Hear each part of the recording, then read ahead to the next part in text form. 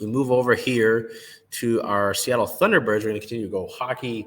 We're going to do hockey, soccer, baseball, I believe is how we're going to do it. It might be hockey, baseball, soccer. We'll see. We're going to go with our Thunderbirds here, who, with the Firebirds have been great all season. Our Thunderbirds played 2 games over the past week. March 17th versus the Portland Winterhawks at home. We were at that game. A 5-2 win. Our player of the game forward, Dylan Guenther. Spicy Dill, 1 goal, 2 assists, 3 points, a 1+- and 2 shots. Guenther hit WHL points 200 and 201 with that game. I don't know why I thought I was going to say anything with that. Oh, no, I'm so silly. I totally forgot. We have the Thunderbirds St. Patrick's Day photos as well. I will grab those here for you from our photographer, Liz Wolter. That would just be a disservice to not have any of those. We'll get our guy,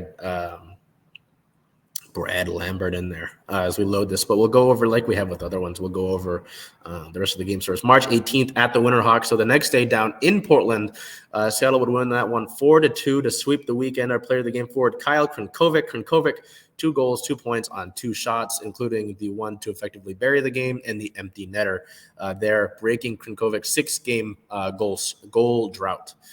Here is that photo of Brad Lambert in the St. Patrick's Day jerseys by our photographer, Liz Wolter.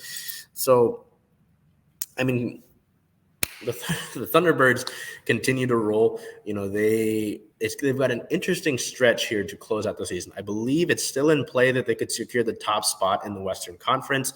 They just need I think they still need a win, and they need the Kamloops Blazers to lose a game in regulation. That's how it was the other night when they beat Portland on the road, but Kamloops blew out Kelowna the other night, so it wasn't going to happen. I believe that's still in play. We're going to check here. Yeah, the WHL doesn't say anything otherwise,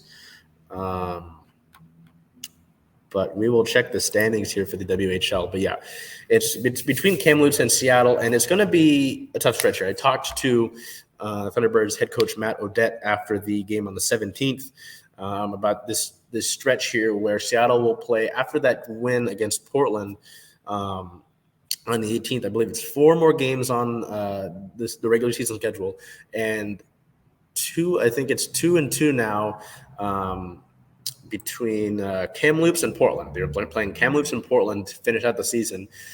Portland, has hit a little bit of a snag, but they might be finding themselves a little bit more after they hit that snag. And then Kamloops has been good all year long. So these are good tests, and they're a team that Seattle might face in the playoffs anyway.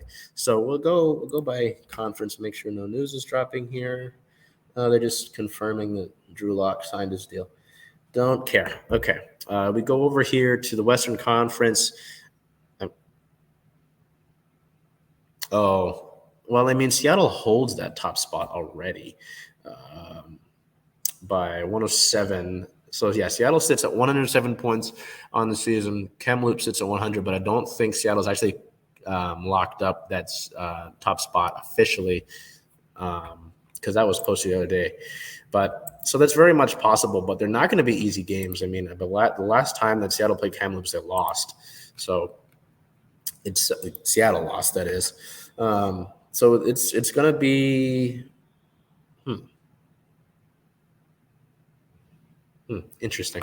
It's going to be just that. It's going to be interesting to finish out the season. We'll go to the schedule here and get the official dates. Yeah, so Seattle will play Kamloops once at home on the 21st. Well, we're going to go over that. But, yeah, 4 games. The next 2 against Kamloops, and then the final 2 against Portland. All within the span of a week. Yeah, so that's 4 games in 4 days. 5 days. So that's a lot. And, with some guys being banged up, there's a possibility that more guys can get banged up. So it's important that Seattle's able to stay healthy to finish out the regular season here. But we do have some coaching updates with some other hockey teams that we follow. We don't really get those injury updates very clearly, but we did get some. And I just talked to Coach Odette the other night. I asked him what he could give me. He said that Colton Dach is day-to-day. while forwards Jordan Gustafson, Gracyn Sawchyn, and Tij Iginla are all week to week. Iginla.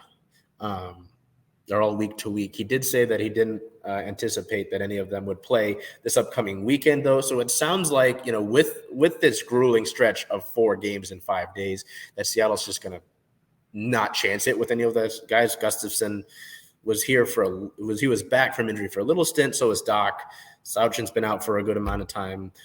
Same with Iginla. A little bit. It doesn't sound like they want to chance it with everybody, and they like to just get those 4 guys, say, hey, come back healthy with playoffs, and we'll deal with it then.